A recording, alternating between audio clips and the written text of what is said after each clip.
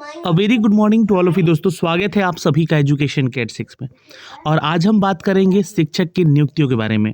केंद्रीय विश्वविद्यालयों में आईआईटी और आईआईएम जैसे उच्च शिक्षा के श्रेष्ठ श्रेणी के आधारभूत संस्थाएं हैं ये, जहां पर हमारे केंद्रीय शिक्षा मंत्री धर्मेंद्र प्रधान ने एक लोकसभा में लिखित उत्तर की जानकारी दी है। इन्होंने बताया कि 18,956 ऐसे रिक्तियों की मंजूरी दी गई थी यहाँ पर, और ऐसे वो 45 विश्वविद्यालय हैं जहाँ पे इन शिक्षकों की नियुक्ति होनी थी। लेकिन अभी भी यहाँ पे 6,180 पद की रिक्तियाँ बाकी हैं।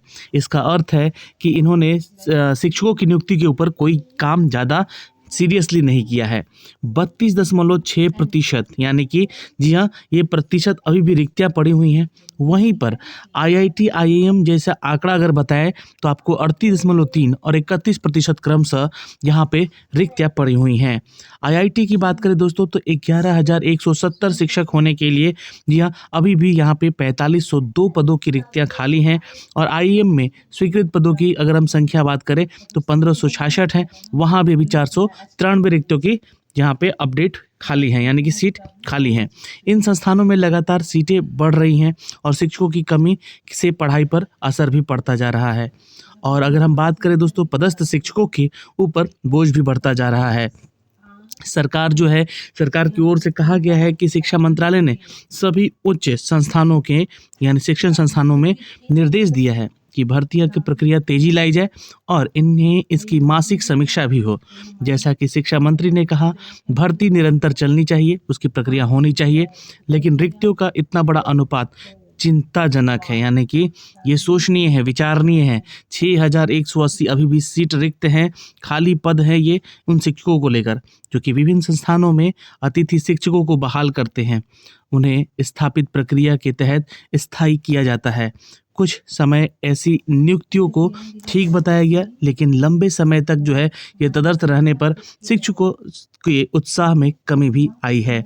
बिल्कुल ये एक हमारा कहना है, हमारे जो केंद्रीय मंत्री हैं शिक्षा मंत्री धर्मेंद्र प्रधान, उनका। देश में अगर देखें तो चिकित्सा व्यवस्था को लेकर बेहतर बनाने तथा चिकित्सा शिक्षण को भी शोध गति में लाने और उनको एक नई धारा में लाने के लिए एम्स की तरफ से यहाँ पे एम्स की स्थापना की गई। कई राज्यों में एम्स बनाए गए। यह संस्थान भी शिक्षकों की बड़ी कमी के सामना कर रहा है। अभी केंद्रीय स्वास्थ्य मंत्रालय ने आंकड़े बताए हैं कि 18 नए एम्स, जो कि 78% तक शिक्षकों का पद यहाँ पे खाली है, और ये शिक्षक विशेषज्ञों की यहाँ पे सीट रिक्तियाँ हैं। शिक्षक विशेषज्ञ चिकित्सक भी हो सकते हैं तथा एम्स में अस्पताल रोगियों का उपचार करने के साथ साथ बीमारियों का अध्ययन भी करते हैं। उच्च शिक्षा के भारतीय संस्थानों, वहां से पढ़े छात्रों और दुनिया भर में सम्मान पाए हुए छात्रों को बेहतरीन मौका मिल सकता है इन शिक्षण संस्थानों में, जिनकी सूची यहाँ पे कुछ संस्थानों में आप आते हैं। और इस वर्ष क्यूएस यूनिवर्सिटी रैंकिंग में शीर्ष स्थान में 200 संस्थानों में केवल 3 भारतीय संस्थान, भारतीय विज्ञान बेंगलुरु और आईआईटी बम्बई और आईआईटी दिल्ली ही आ सके हैं। इस वर्ष से नई राष्ट्रीय शिक्षा नीति भी लागू हो रही है तथा विश्वविद्यालय अनुदान आयोग ने डिग्रियां और अवधि के बारे में नए निर्देश दिए हैं। इन्हें ठीक से अमल में लाने के लिए पर्याप्त हो रहा है और पर्याप्त संख्याओं के शिक्षकों को जोड़ने की भी बात की जा रही है। तो आने वाली इन पूरी वैकेंसीज को लेकर अगर देखा जाए तो इन केंद्रीय विश्वविद्यालयों में 6,180 शिक्षकों की नियुक्ति हो सकती है। तो ये है दोस्तों सेंट्रल गवर्नमेंट का अपकमिंग वैकेंसी, जिसके बारे में हमने आपको अपडेट दिया। तो जल्द ही आपको ये नई शिक्षा नीति के साथ साथ नए शिक्षकों की रिक्रूटमेंट भी आपके सामने दिखती हुई नजर आ रही है। अब वही बात करते हैं दोस्तों बिहार की। बिहार में शिक्षकों के ऊपर जी हाँ, आप देख सकते हैं प्रदर्शन हो रहे हैं। पुलिसकर्मी दौड़ा कर पीट रहे हैं। इसके पीछे कारण क्या है?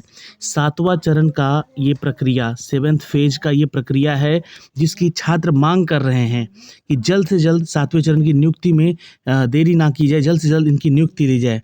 आपको बता दें कि प्रदेश के उपाध्यक्ष हैं मीकू पाल तथा संयोजक कुमार हैं सत्यम ने बताया कि शिक्षा विभाग ने अधिसूचनाएं जारी की हैं और जुलाई के अंत तक 7वें चरण की प्राथमिक शिक्षकों की बहाली विज्ञापन जारी करने की बात की थी, लेकिन अब तक नोटिफिकेशन जारी भी नहीं हो सका है। भाजपा के प्रदेश अध्यक्ष संजय जायसवाल ने भी शिक्षक अभ्यर्थियों को आंदोलन के साथ देने की बात कही थी, लेकिन अब यहाँ पर मामला बिगड़ता हुआ नजर आ रहा था। तो कल डाक बंगले चौराहा पटना में मंगलवार को शिक्षक अभ्यर्थियों ने जमकर प्रदर्शन किए। 4.5 घंटे तक इस प्रदर्शन में अभ्यर्थी नहीं माने तो पुलिस ने फाइनली लाठीचार्ज कर दिया और खदेड़ खदेड़ कर लाठीचार्ज होते हुए डाक बंगला से यहाँ पे भगदड़ मच गई। आपको बता दें कि इस भगदड़ में सड़कों पर जो लोग वाहन क्षतिग्रस्त हुए हैं। दरअसल शिक्षक अभ्यर्थी अपने हाथों में गुलाब का फूल लिए हुए थे, लेकिन विधानसभा का घेराव करने निकले थे, लेकिन वहीं पे शिक्षकों को पुलिस ने डाक बंगला पर ही रोक दिया और अभ्यर्थियों की भीड़ वहीं बैठी गई। सड़क पर बैठे अभ्यर्थियों ने जमकर नारे लगाए। बिहार प्रारंभिक युवा शिक्षक संघ ने आह्वान करके 7वें चरण का जो प्राथमिक शिक्षक का बहाली है उसका नोटिफिकेशन जारी करने की मांग की थी। कई महिला अभ्यर्थी भी है जिनके सर फूटे हैं और देर रात तक अभ्यर्थियों को अभी भी रिहा नहीं किया गया। बहुत सारे छात्रों को जेल भी किया गया है। शिक्षक अभ्यर्थी यहाँ पे कैलेंडर मार्च निकालें और शिक्षक अभ्यर्थियों ने कार्रवाई का भी विरोध भी किया है। विरोध में गर्दनी बाग से लेकर ब्लॉक तक जितने भी सड़क थे वहाँ पे कैंडल मार्च निकला है। अभ्यर्थियों ने कहा है कि ये दमनकारी नीति है और ये सरकार के विरुद्ध यहाँ पर उन्होंने प्रदर्शन किया है और सरकार ने यहाँ पे लाठी चार्ज करवाया। जी हाँ, ये पुलिसकर्मियों ने दौड़ा कर इन छात्रों को मारा है। तो ये बिहार का स्थिति है। बिहार में लगभग दोस्तों आपको बता दें कि 2 लाख नियुक्तियां बाकी हैं और इस पर हमारे जो शिक्षा मंत्री हैं चंद्रशेखर जी, उनका कहना है कि इसके लिए जो नई नीति बन रही है, जो भी त्रुटियां थी शिक्षक विभाग में बिहार सरकार की, उनको सुधारने की बात की जा रही है। तो समय तो लगेगा ही, उनका ये कहना है।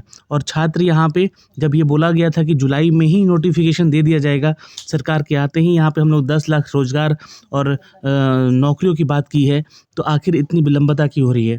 क्या आप भी यहाँ पर जो है इलेक्शन का इंतज़ार कर रहे हैं? तो यहाँ पर जो है इनका यही कहना है कि ये नौकरियां मांगने से नहीं छीनने से मिलेगी। तो सरकार से ये छीनने की कोशिश है। जी हाँ, और भले ही यहाँ पर देख सकते हैं ये टीईटी अभ्यर्थी हैं जो कि प्रदर्शन कर रहे हैं, जिनके ऊपर पुलिस ने दौड़ा कर इनको पीटा भी है और ये प्रदर्शन जो है आज का नहीं, आने वाले इलेक्शन का आगाज है। तो आप देख सकते हैं सरकार यहाँ पर भी। उसके बाद यहाँ पर एक और खबर आ रही है दोस्तों, जहाँ पे 10 लाख नौकरी और 10 लाख रोजगार देने की बात कर रही है सरकार। यहाँ पर नीतीश कुमार ने बिहार के 20 लाख लोगों को नौकरी और रोजगार देने की अपनी प्रतिबद्धता को दोहराया है। वादा को पूरा करने में हो रही देरी को खत्म करने की जिम्मेवारी यहाँ पर मुख्य सचिव को सौंपी है। मंगलवार को ज्ञान भवन में 9 विभागों में अगर देखें तो 454 लोगों को पदाधिकारियों को नियुक्ति पत्र वितरण किया गया है। सह-उन्मुखीकरण कार्यक्रम में सीएम ने कहा भी है कि 15 अगस्त को 10 लाख लोगों को नौकरी और 10 लाख लोगों को रोजगार देने का वादा किया था। नियुक्ति पत्र वितरण में यहाँ पे इन्होंने यह भी कहा कि समय लगता है इसमें तेजी लाने के लिए, हालांकि हम जितनी तेजी से चल रहे हैं बहाली उतनी ही तेजी से नहीं भी हो रही है। इन्होंने खुद कहा कि मुख्य सचिव आमिर सुबहानी इस देरी को नियंत्रित करें और ये आदेश है इनका। और आपको बता दें कि जल्द से जल्द नौकरी मिलने से इनके प्रयास करने की ज़रूरत है। बहाली में महिलाओं को बढ़ती हुई संख्या पर खुशी प्रकट करते हुए कहा, बिहार में जितनी महिला पुलिसकर्मी हैं उतने किसी राज्य में नहीं हैं और इन राज्यों में भी जहां पुलिस नहीं है, पुलिस फोर्स नहीं है, बिहार से दोगुना है। चयनितों से भ्रष्टाचार मुक्त दायित्व निर्वहन का वादा लेते हुए आश्वासन दिया है कि बायां दायां कर पैसा मत कमाइए। यहाँ पर बताया गया है कि ईमानदारी से काम कीजिए और इस वेतन पर यह खूब देंगे ताकि कर्मचारी अधिकारी अपने परिवार की रक्षा कर सके और पालन पोषण कर सके। तो ये अपडेट है दोस्तों यहाँ पर दोस्तों कि इनकी नियुक्ति पत्र बांट रहे थे, उस दौरान यहाँ पे हमारे मुख्यमंत्री जी ने ये अभिभाषण दिया कि जल्द ही आप लोग को 10 लाख नौकरी और 10 लाख रोजगार देने का जो हमने वादा किया है उस पर कार्य हो रहा है। अपने इन्होंने जो आला अधिकारी हैं उनको भी आदेश दिया है कि जल्द से जल्द इन पे कार्रवाई की जाए, इन सभी चीज़ों को लाया जाए। और तेजस्वी यादव जब आए तो इन्होंने कहा कि बिना भेदभाव किए नया बिहार बनाएंगे, आप लोग इंतज़ार कीजिए। और शिक्षकों के ऊपर लाठीचार्ज जो हुए थे उसको लेकर भी तेजस्वी यादव ने कहा है कि ये उपद्रव मचाने और ऐसा माहौल बनाने की जो है ये इन्होंने कड़ी निंदा की है और उन्होंने कहा है कि इसके जिम्मेवार जो हैं विपक्ष है। सारा ठिकरा जो है विपक्ष के ऊपर फोड़ दिया गया है। तो विपक्ष भी यहाँ पर उठकर जवाब दिया है। तो उन्होंने कहा कि यहाँ पर सरकार से काम नहीं हो रहा है, तो सारा का सारा ठिकरा जो है अब यहाँ विपक्ष पर फोड़ा जा रहा है। तो ये सारी बातें हो रही हैं बिहार में नौकरियों को लेकर। फिलहाल जो भी अपडेट आ रहे हैं नई नौकरियों के, वो हम आप तक पहुँचाएंगे अपने चैनल के माध्यम से दोस्तों। और एक खबर और है दोस्तों, यहाँ पर बिहार लोक सेवा आयोग की तरफ से विज्ञापन संख्या 4/2022, जहाँ पे शिक्षा विभाग की तरफ से बिहार के अंतर्गत प्राथमिक विद्यालयों में प्रधान शिक्षक की रिक्तियाँ निकली हुई हैं। उनके लिए जो रिटन टेस्ट होने वाला है वो 22 तारीख को होगा अब, और 12 बजे से लेकर 2 बजे तक ये एग्ज़ाम होगा। बिहार के 13 जिलों में आयोजित किया जाएगा ये परीक्षा। यह लिखित परीक्षा 150 प्रश्नों का होगा, और जिसमें कि सामान्य अध्ययन से 75 प्रश्न होंगे, और डीएलएड विषय से और बीएड विषय से 75 प्रश्न होंगे। बहुवैकल्पिक परीक्षाओं में ओएमआर सीट पर ही एग्ज़ाम किया जाएगा, और इसमें नेगेटिव मार्किंग भी रखा गया है। तो आप जाके इसका एडमिट कार्ड भी डाउनलोड कर सकते हैं इसके ऑफिशियल वेबसाइट से, बीपीएससी के ऑफिशियल वेबसाइट से। तो ये सारी खबरें थी यहाँ पर, जिससे कि हमने आपको सारा डिटेल दिया है। और बिहार एसएससी की बात कर रहे हैं यहाँ पे, तो जिन लोगों का एडमिट कार्ड नहीं मिला है वो जाके एडमिट कार्ड डाउनलोड कर सकते हैं। और जिन लोगों की एडमिट कार्ड डाउनलोड होने के बाद त्रुटि आ रही थी बिहार एसएससी के एग्ज़ाम को लेकर, वो अब सुधार दिया जा चुका है।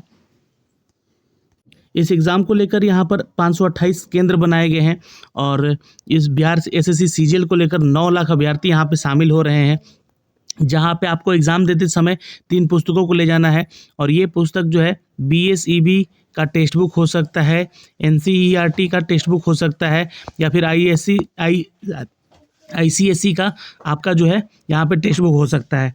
तो इन्हीं तीनों बोर्ड से, या फिर आप अन्य बोर्ड जैसे कि एमपी बोर्ड से हैं, यूपी बोर्ड से हैं, या किसी भी सरकारी बोर्ड से हैं, जैसे कि उसका टेक्स्ट बुक आप ले जा सकते हैं इनकी परीक्षाओं को देने के लिए। तो ये जो है दोस्तों परीक्षा जो है साफ़ सुथरी हो, इसके ऊपर पूरी ध्यान दी जा रही है। यहाँ पे आपका बायोमेट्रिक भी होगा, या फिर आइरिस टेस्ट भी होगा, और हाथ का टेस्ट भी होगा, जिससे कि ये हो सके कंफर्म कि जो आप छात्र पीटी दे रहे हैं वही छात्र यहाँ पे मेंस भी देंगे। परीक्षा केंद्रों पर होने वाले 3 स्तरों की बहाली होगी यहाँ पे, जिसमें कि एडीजी मुख्यालय जितेंद्र सिंह गंगवार ने बोला भी है कि रेंज आईजी और एसपी को लेकर ये सारी जिम्मेदारी सौंपी गई है। यानी कि अगर कुछ ऐसा प्रोसेस होता है यहाँ पे चीटिंग करने का, या फिर पारदर्शिता ना बरतने को लेकर, तो सारा जिम्मेवारी जो है एसपी को जाएगा, फिर उसके बाद एडीजी मुख्यालय को जाएगा। एडमिट कार्ड को लेकर वेबसाइट पे आपको लिंक दे दिया गया है, आप लोग वहाँ से जाके डाउनलोड भी इसको कर सकते हैं। 528 केंद्र बनाए गए हैं जिसको लेकर ये परीक्षा कराई जा रही है। तो अच्छे से तैयारी करें। जो भी डाउट है आप कमेंट सेक्शन में कमेंट करके भी पूछ सकते हैं। जय हिंद।